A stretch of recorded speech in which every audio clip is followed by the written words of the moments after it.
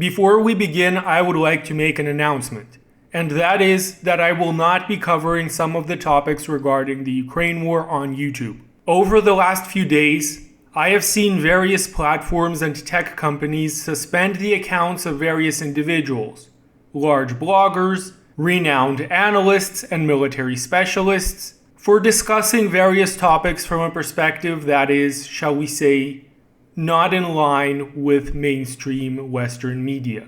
And for that reason, I will no longer be discussing these topics on YouTube. However, I will be discussing them on other platforms. So, if you haven't done so already, please be sure to check out my new Telegram channel, as well as my Rumble channel. The links to both will be in the video description. Now, on to the main topic of discussion. The topic that I want to discuss today is Ukraine's long-term military prospects. That is to say, what are Ukraine's chances of winning this war? What are the chances of the Ukrainian military defeating the Russian military and securing a victory in this war? And I'm going to say it as it is. Ukraine has absolutely no chance of defeating the Russian military, barring a massive intervention from Western powers, which would in turn lead to a nuclear war. And the latter situation is unlikely to happen. Western governments, despite their bellicose rhetoric, are not actually stupid and crazy enough to destroy the entire planet over an issue like Ukraine. Now, the reason why Ukraine cannot win this war, why we can't see a repeat of something like the Vietnam War or the Afghan War, where the attacking superpower ultimately just got tired, got up and left, which in the case of Afghanistan happened twice, by the way, once with the Soviet Union and a second time with the United States. Now, the reason why this cannot happen in Ukraine, why it is absolutely inconceivable for the Russian military to concede on its long-term military objectives, is ultimately very simple. The Russian population will not allow the Russian military or the Russian government to withdraw from Ukraine. And this, in turn, also has its own very simple reason, and that is that Ukraine is full of Nazis. And here, a lot of people who are either misinformed as to how this conflict began, or are just disingenuously eating up the mainstream Western party line, even though they know full well that this is not false, would call me a Russian agent. But one has to be absolutely blind, just willfully ignorant to an astounding degree, to not realize that organizations like the Azov Battalion, Right Sector, IDAR, Centuria, C-14 are all either an official part of the Ukrainian armed forces or are heavily integrated with the Ukrainian government. So the idea that there are many far-right organizations in Ukraine which are in bed with the government is not, unfortunately, just Russian misinformation. Even Western mainstream media openly admits to this. The existence of far-right organizations, of far-right militias like the Azov Battalion, which, by the way, is much bigger than any military battalion, and the neo-Nazi tendencies of such organizations is not denied by Western media. So no matter how much one tries to twist the truth or shy away from it, the facts are there. Far-right militias and political organizations are present in Ukraine, and they're not just some fringe group. They are an official part of the government. Now, the Russian government and the Russian people have watched closely as over the last 8 years this, shall we call it, situation with these far-right militias and organizations in Ukraine has been steadily growing, steadily intensifying, how their membership has grown every year, and how the political tone, mood, and discourse has become absolutely just implacably hostile towards Russia and towards ethnic Russians living in Ukraine. The Russians have seen all of this, they have witnessed as all of this has evolved, intensified, and worsened, and they want no more. And just in case, I would remind everybody that around 30 million Soviet citizens died in the fight against Nazism during World War II. Russian politics, culture, and history have all been irreversibly changed since Russia's last encounter with Nazism. And Russia itself, as a country, has suffered scars that it still has not recovered from, and will likely never recover from due to the sheer demographic losses that were sustained during World War II.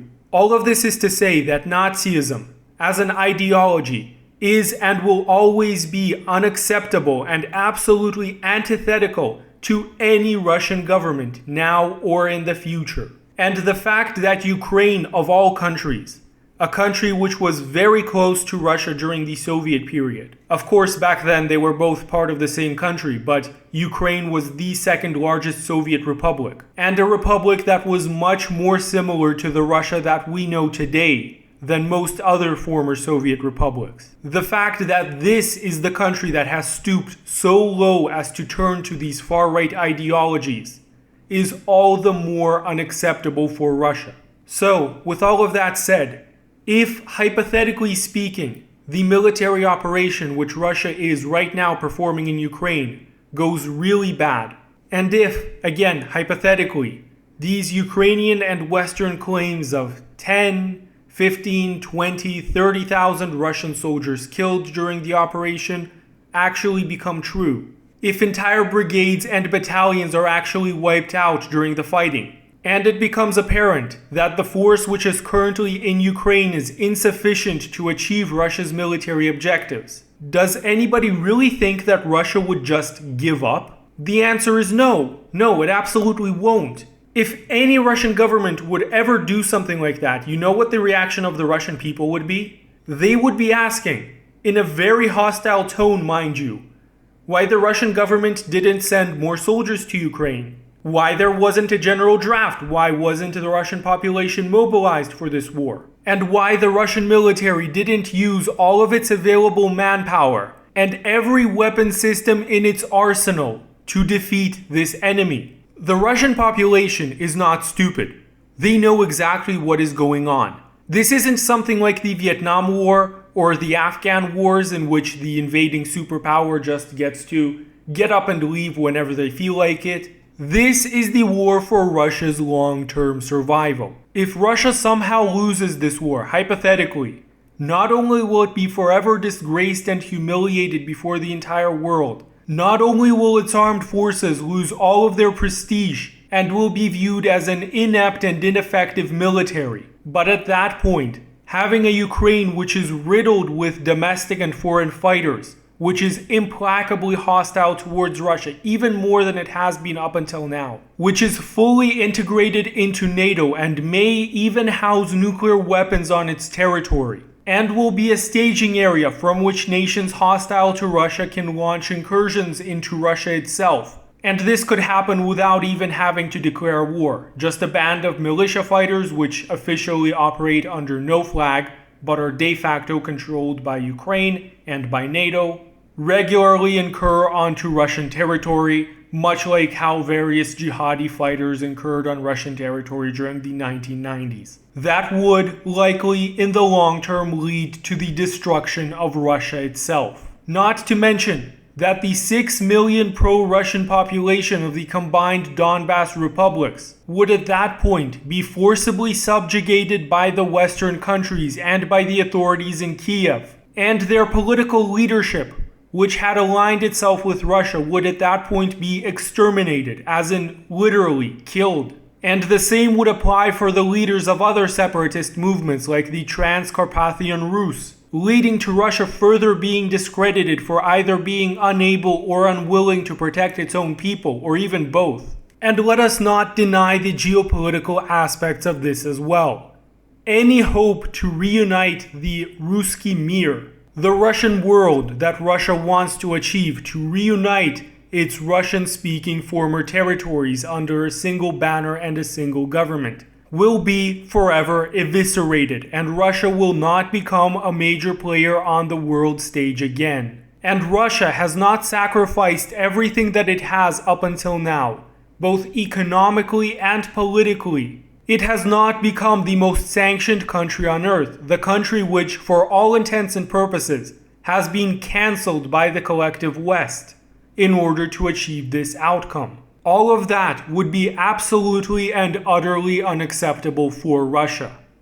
And that is why Russia is not going to withdraw from Ukraine. And all of the Western governments, politicians, and militaries which are arming Ukraine, which are egging Ukraine to keep fighting this conflict, to keep sacrificing more men at the altar of victory, all of them know perfectly well that that victory can never practically be achieved. They know that Russia has, as of right now, only sent about 200,000 of its military personnel into Ukraine. Now, the total size of the Russian ground forces, that is to say, the Russian army, is 280,000 personnel. But on top of that, there is the Russian National Guard, the Rosgvardia. The Rosgvardia has 340,000 personnel, so it's actually bigger than the Russian army in terms of manpower. And its personnel are actually quite well armed and well trained. Some of its units are perfect for fighting on the front lines. Others are perfect for holding the rear. On top of that, you have about 45,000 soldiers in the VDV, that is, Russian paratroopers.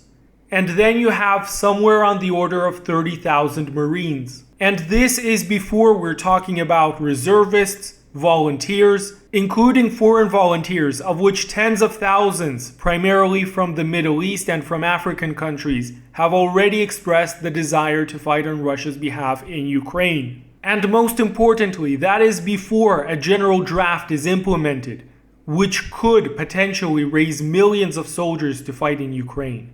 And while something of the sort may seem like a drastic measure, believe me, for all of the reasons that I have just explained, the Russian military and the Russian government will go through with this long before they even begin to consider the prospect of giving up on their military objectives. And this would be in large part due to the stubborn stupidity of the Ukrainian government, whose president is right now openly talking about Ukraine becoming an Israel 2.0, who is declaring that this war will not end until both the Donbass and Crimea are reclaimed by Ukraine, whose parliament has recently declared Russia a terrorist country, thereby effectively closing off every road for a potential diplomatic solution, which, I might add, was never really there in the first place, but doesn't even remotely exist now.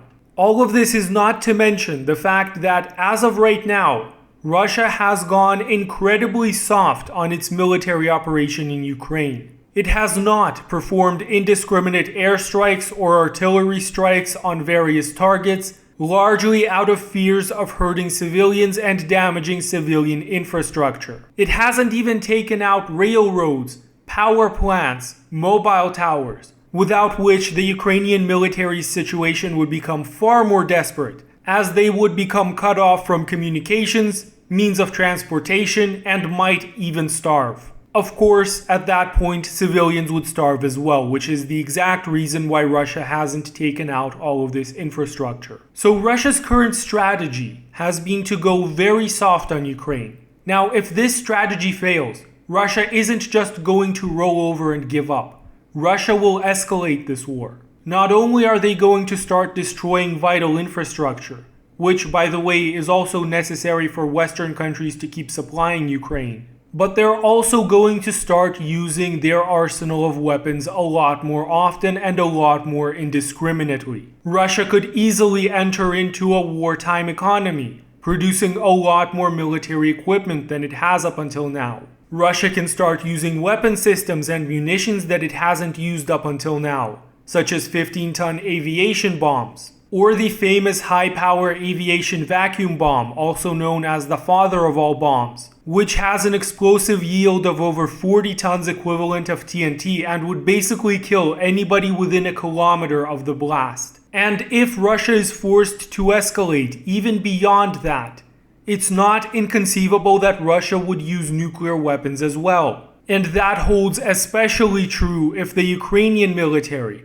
or any other country's military for that matter, would ever be stupid enough to actually try to take Crimea from Russia. Russia views Crimea as an integral part of its territory, and Russia's constitution clearly states that in the event that Russian territorial integrity is threatened, Russia retains the right of first use of nuclear weapons, and believe me, that is not somewhere that we want to go. And I would add to this point, to anybody who says that that would just mean mutually assured destruction, no it wouldn't. Nuclear warfare doesn't automatically mean multi-megaton warheads flying at various cities throughout the world. One can also just as easily use small-yield tactical nukes to take out enemy army formations, which, if all else fails, Russia would certainly do to retain Crimea.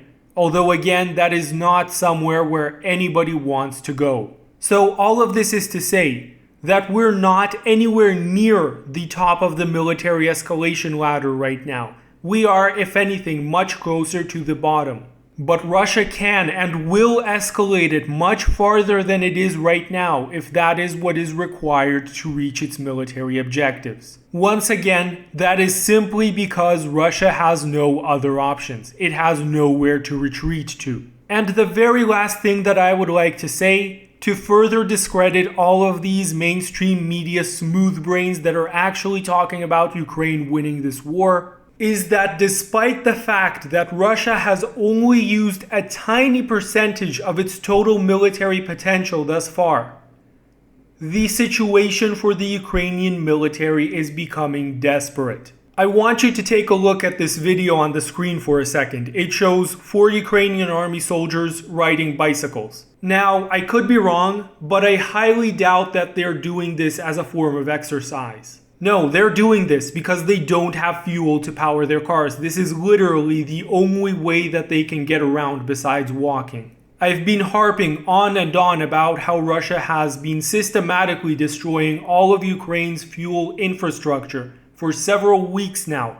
This is the direct result. And then there is also this slightly ludicrous photo which was circling around the internet yesterday of what appears to be a Ukrainian army soldier on some sort of motorbike.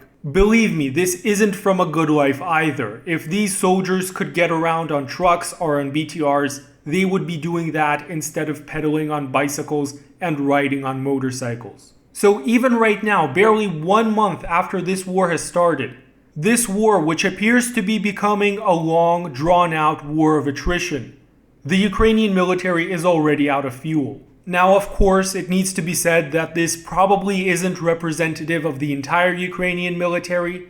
I strongly suspect that these fuel problems are more severe in some areas than in others. And while some Ukrainian forces may still have access to BTRs, helicopters, and tanks, these rather ridiculous videos that we're seeing right now of Ukrainian soldiers using bicycles for transportation is certainly indicative of what is to come. The fuel crisis in Ukraine will intensify. And over time, more and more army formations will find themselves lacking the fuel that they need to operate. And another thing that I have said before, and that I will say again, is that by comparison, you have the Russian military, which retains pretty much all of its fighting capability. As of about 2 weeks ago, the Russian Ministry of Defense gave a briefing where they stated that the total number of Russian soldiers killed in action is around 1,300, whereas somewhere around 4,000 soldiers were wounded in action. Even if we extrapolate this number to include casualties that may have occurred over the last 2 weeks, which, by the way, I do not expect that there are many of, simply because there hasn't been nearly as much bloody fighting over the last 2 weeks as during the weeks before that. Even if we're to assume, as of right now, that the total number of Russian soldiers that were killed in action is somewhere closer to 2,000 soldiers, and the number of soldiers wounded in action is closer to 6,000, which, I stress, is a high-end estimate, would still amount to only about 4% of the original Russian force that was sent into Ukraine, killed and wounded combined. 4%! 4 out of 100. And that is before we are considering reinforcements. So not only is Ukraine already losing against Russia in this war of attrition, and it's losing badly, but it's losing this badly before Russia has even done anything to further escalate this war. So anybody who tells you that Ukraine can win this war, that Ukraine can defeat the Russian military, is lying. And I assure you that nobody in the Western political sphere is actually thinking that Ukraine is going to beat the Russian military. The goals of the West in continuously arming Ukraine is not to help Ukraine defeat Russia. It is to turn Ukraine into a country of chaos, which Russia will not be able to control. That's why you always hear Western politicians talking about guerrilla warfare in Ukraine, even though, up until now, nobody has tried to fight a guerrilla war in Ukraine since this war began. That's why Western countries are predominantly supplying Ukraine with weapon systems like ATGMs and man-portable air defense systems. And their military support so often takes the form of training, in which various fighters and soldiers are trained to do things like create improvised explosives, fight with weapons systems like small drones, in urban environments, in guerrilla warfare scenarios. That is to say that the collective West is preparing Ukraine for a guerrilla war. Nobody seriously expects Ukraine to defeat the Russian military in a conventional war. Ukraine is being prepared to fight Russia down to the last Ukrainian.